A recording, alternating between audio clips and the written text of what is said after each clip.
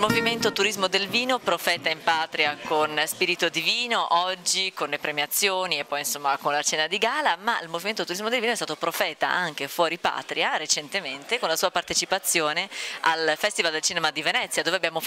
avete fatto una gran bella figura.